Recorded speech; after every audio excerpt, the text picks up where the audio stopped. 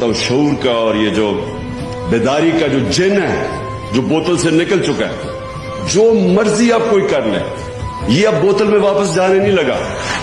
ये जो मेरा ईमान है कि ये अब मुल्क को इंशाअल्लाह हकीकी आजादी की तरफ लेके जाएगा। लीडर का फरमान है, गोरस्ता ये दुश्वार है, एक जबर का मैदान है, हर जानिब हर मंजर में जुल्मों कहर का राज है, पर कौम मेरी बेदार है, बातिल के सामने एक मजबूत आहनी दीवार है।